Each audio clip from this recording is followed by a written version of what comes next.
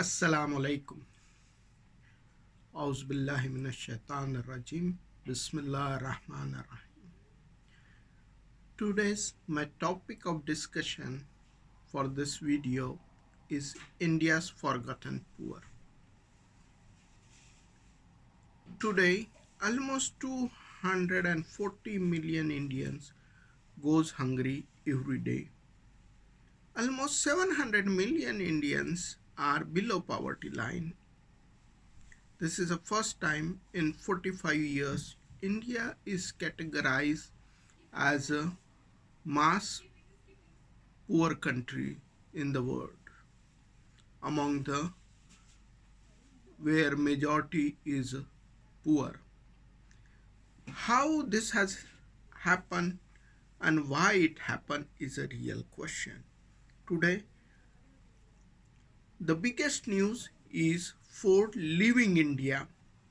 They are stopping and closing their plants, manufacturing plants in India. These two are the related news and must be understood in the same perspective. We need to understand India's development model before 1984 and after 1984. By 1984, India was no more a mass poor country, and from that point it has gradually developed to a developing country and fastest once upon a time fastest growing economy.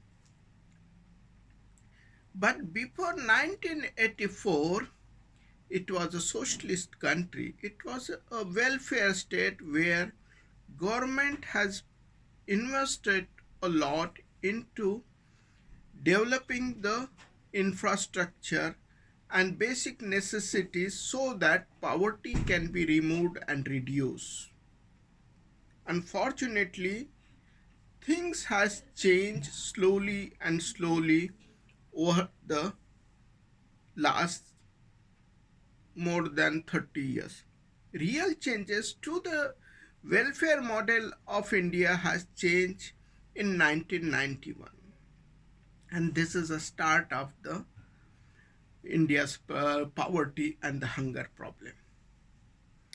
The population of India is almost 700 million in 1984, little more than this almost, but it is now almost double of that population, and not much has been invested into the building the core infrastructure of the country, especially public health and public education system. These are neglected a lot in the last 30 years, and this is a problem which has created the poverty. Second important thing, the development model which was adopted is the migration driven development model for creating the middle class. Yes, India was successfully created a huge middle class which is thrown back into the poverty in the last 7 years. And this is how fragile was the development. This is a real problem. And it is not going to improve, but it is going to be worse situation in the future, because the migration driven middle class has no assets to sustain themselves. Not much has been done to create enough opportunity and protect the rights of the working class. Only 8% of total labor force of India is covered under the labor laws and protected. So 92% of the Indian labor force is not protected. This is a core issue needs to be understood. Today, even after so many years of independence, India is a rural country. Almost 70% and more population is rural population, but infrastructure of the rural areas has not been built and not been developed much, especially after 2000, after 1991. This is really neglected. Only two schemes which has hugely successful in reducing the poverty and increasing the income of the rural India are the Green Revolution, which has made India a sustainable and self-reliant country in the food sector, and the second is a white revolution of the milk. India has become world's largest milk producer. It has created the opportunity and jobs and employment and regular income for the rural India or the pupils living into the rural India, landless labor as well as the marginal farmers. These are the two categories, along with the tribal living in the forest areas, are the hugely poor because they do not have enough work. The total working days per year for rain-fed farming, landless labor, and tribal are between 120 days to 150 days maximum. Unless and until enough job opportunities are created for these people, we may not be and never be able to solve the problem of the mass poverty in India, mass hunger in India. 69% of the death in the villages of the child between 1 to 5 years of age are because of malnutrition. Malnutrition is a real problem in the rural India. Whoever says digital India or still India's mobile penetration has not even reached 40% in the rural areas. So understanding all this very important when we talk of the poverty and hunger. Unless and until we understand this problem, we will not be able to solve the problem. The migration driven labor force which tried to work in their villages and then came to urban area to work for 6 to 8 months in the urban areas are most underprivileged labor force without any guarantees, without any work, and highly exploited because they are not covered under any of the labor laws, and this has pushed them to the poverty. We have seen the laborers on the street when lockdown was announced in the during the COVID lockdown. We have seen thousands of people walking on the roads barefoot without food and water. These are the poor which are most underprivileged without any protection of law. Indian labor law has failed to protect the rights of this labor force. As I said, only 8% of the total labor force is covered under the labor laws, and not much has been given importance to this issue of protecting the irregular labor force, and they are hugely exploited, not paid and not cared. They do not have the free health care, they do not have the free education. Not much has been changed from 1984.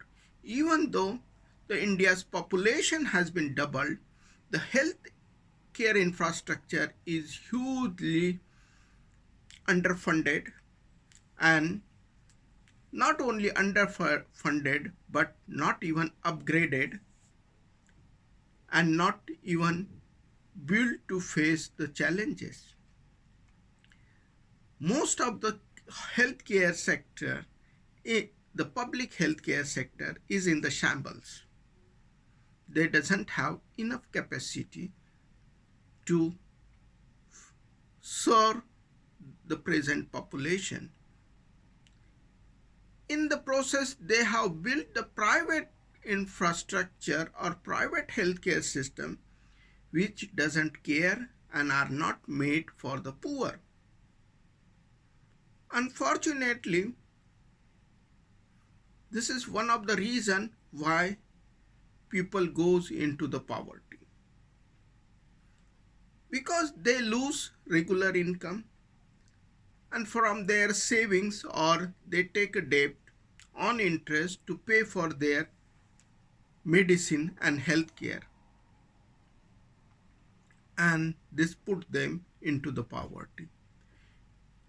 The present budget of the healthcare is insufficient or highly neglected. It is not today, but it is going on. This reduction into the healthcare budget is continuously going on from the last 30 years. And this is one of the reasons why our healthcare sector is really crumbling and the poor are getting poorer. Second important issue is the education system. Even though after passing the right to education, nor the quality nor the quantity of the education system has improved or increased. Not much has been put, not much efforts has been taken to give the quality education to all. The villages and rural areas remain neglected. And this is the second reason why the poverty is increasing.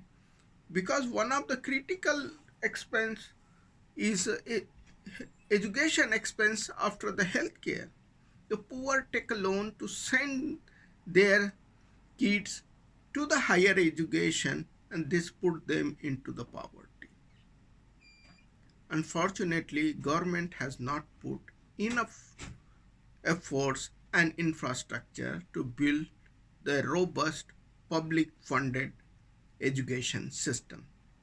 Unless and until these two are taken care of, we cannot stop suicides of the poor, marginal labor, and marginal farmers. Third important point of discussion is working days. 120 to 150 working days in a year is really not enough to feed a family. And in the process, if there is a drought, in the process, if there is too much rain or floods, even that days goes reduced. Whatever income they have, that is vanish, and they take a loan on interest, and this is where the poverty starts. Unfortunately, not much has been given importance to the problem of these working days, because not much is thought on this. Unless and until government put efforts to increase this working days to 240 to 300 days, nothing can be done. We cannot reduce the mass poverty. We cannot reduce the hunger. Government must think on how it can build the more working days in the villages. The more number of working days is possible only if we can have the from present 30% of the irrigated farming, it must be at least increased to 60 to 75%. This is one of the core things which will increase the food security. The food prices will be stabilized, and we will have more working days and poverty will be reduced. The second important thing, government must think of the second income for the marginal labor, landless labor, and the poor and the small farmers or marginal farmers, unless and until they have work or second income for the remaining 120 to 200 days, it is really difficult for them to survive and not become poor and hungry. This is second income has never been thought of and never been given importance to. Government must think on how government can increase this number of working days to 300 and above for every working individual into the rural areas, which is presently 120 to 150 working days a year. India's another biggest problem is food processing. India is far behind the China and USA in food processing. This food processing must increase at least to 30 to 50% of the total produce. Unless and until a stable rates and the prices guaranteed to the farmers, there cannot be reduction in the poverty. And this can only happen if more and more processing plants are established to process the to process the farm products. Food processing is very important. Every year we see tomato prices are tumbling and farmers are not even able to get their input cost recovered because of this, because we don't have enough processing plants for the tomatoes. There must be enough processing plants which can buy the tomato, process it and supply it all over the year. We see potato crumbling, mango prices crumbling, vegetable prices are crumbling when it comes to the season. This this benefits to the hoarders and the middleman who make money out of misery of the poor farmers. So unless and until government change its development model from the migration driven middle class development model to a agriculture driven, rural driven, reduced migration driven development model, unless and until government work on to the increasing number of working days in the villages, number of working days into the forest areas, India will not be able to solve the problem of the hunger and poverty. Now comes to the urban poverty. Suddenly millions of people has gone into the poverty because manufacturing has stopped. In 1980s, India and China are almost equal economies. Today, China is 6 times bigger economy than India. In 1947, when India got independence, the German and Japans were crumbling and destroyed completely after the Second World War. But they are world's biggest economies. They come up very fast, building the world's best and biggest economies. Unfortunately, India has failed to do this. But bigger failure is even in till 1980s, India and China are equitable economies. And now China is 6 times bigger. What we fail is a real question. We fail to produce enough locally. The India's failure is a manufacturing sector. India has given enough importance to the services, IT, and other sectors. Unfortunately, India has failed miserably to give enough importance to the manufacturing sector. That is the reason there are not much food processing happening in the country. Even other India is mostly and becoming more and more import driven in terms of the manufacturing plant and machinery. Till 1984, or we can say till 1980s, India is mostly self-sufficient in the manufacturing. Unfortunately, this has changed dramatically, and now India is mostly import-driven economy in terms of the manufacturing. This is the grand failure of the vision which has destroyed India's economy. Unless and until enough jobs are created into the manufacturing, manufacturing means small sector manufacturing. Small businesses, SMEs are key to success in every developed economy.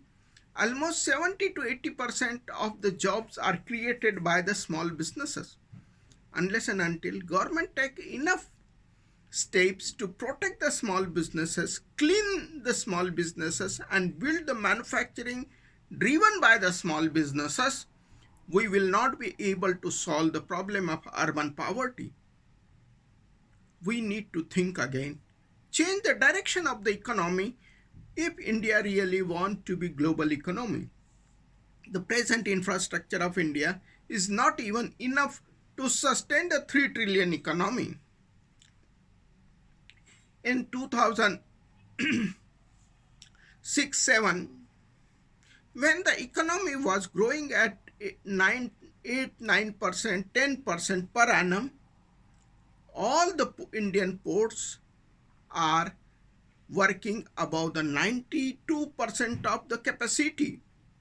JNPT, Nava Sheva are almost working 105% of their capacity.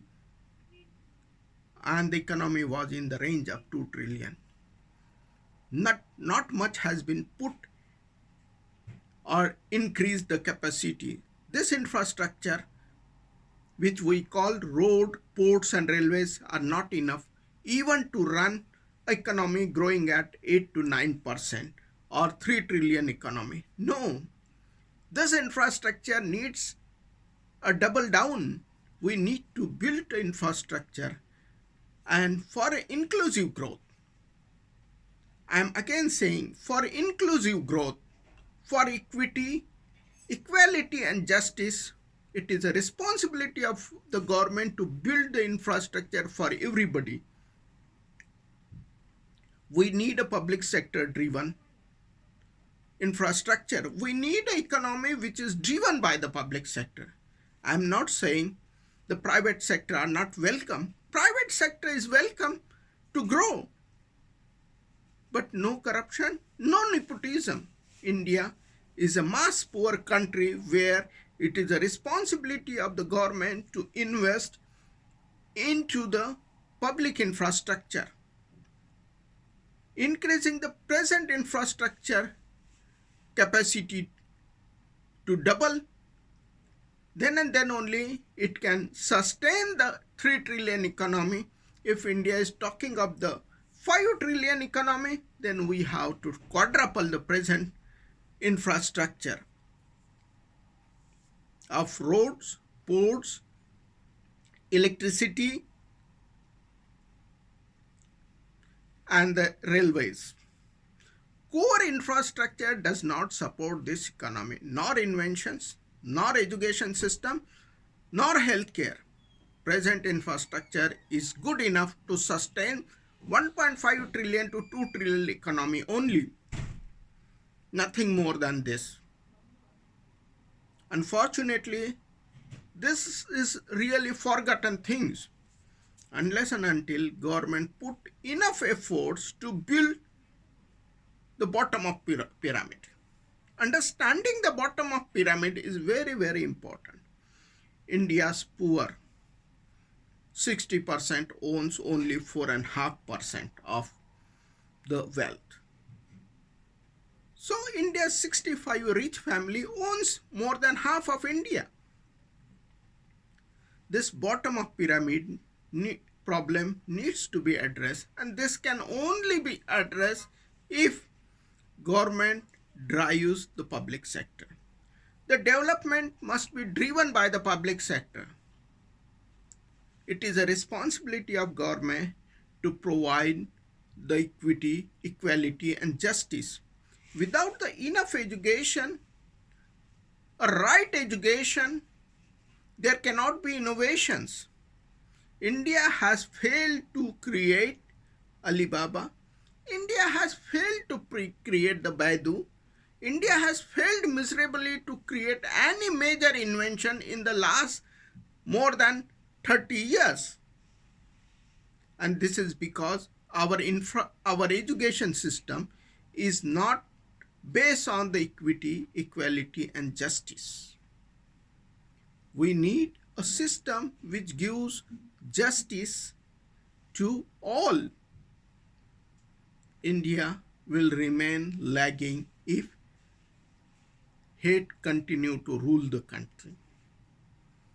If oh, if the hate is a prime thing in the country, security of the common peoples are at stake. India is continuously going to suffer and get downgraded.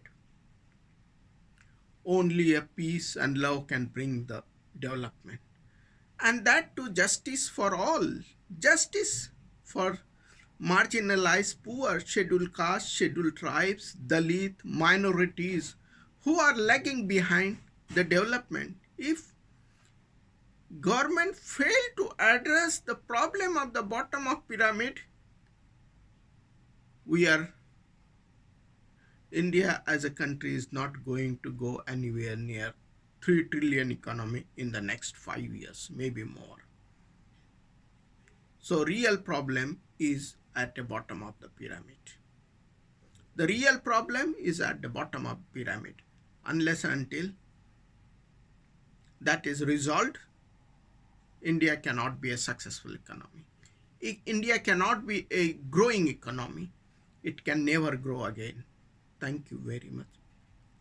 Please subscribe to the channel and look to what is we can do together to bring back the justice to the poor and the minority. Thank you very much.